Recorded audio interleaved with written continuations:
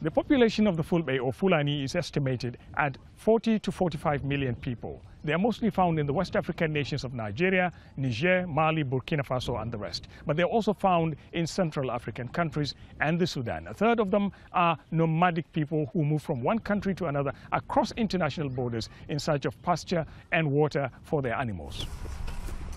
Abubakar Usman says he lost everything when cattle destroyed his crops a few days ago.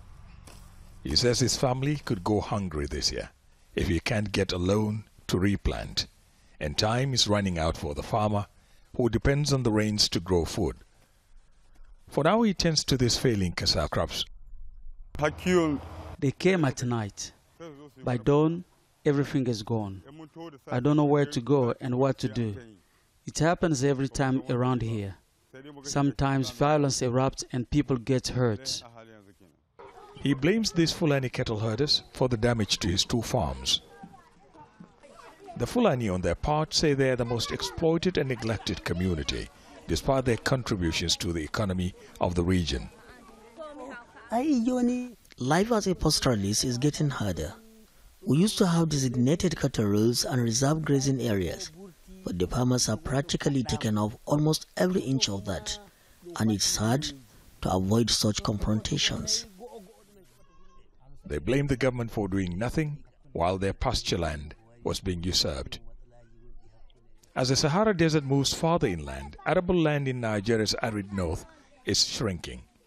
As a result, much of the centuries-old access routes taken by the herders has been turned into farmland.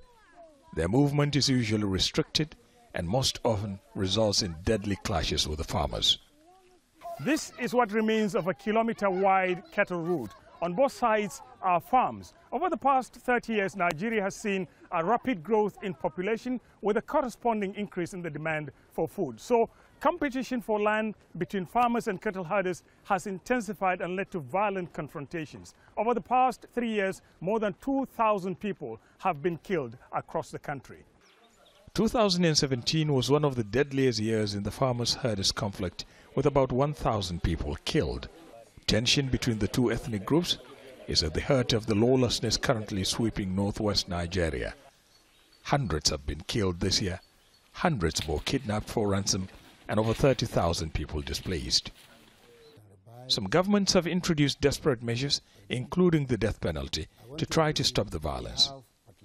Because I see no reason why when a Fulani man comes to a market, the vigilant group will just kill that person. They can't take law into their hands. In my state is unacceptable. And any person found to do that, the law will take its course. The Fulanis produce most of the beef, mutton and milk consumed in Nigeria. For centuries, they've lived interdependent lives of the farmers. But the past 30 years have tested that harmony with deadly consequences. The proliferation of weapons in the region, especially from the conflict in Libya, makes it difficult for authorities in the countries affected by the farmer-herder clashes to control the situation.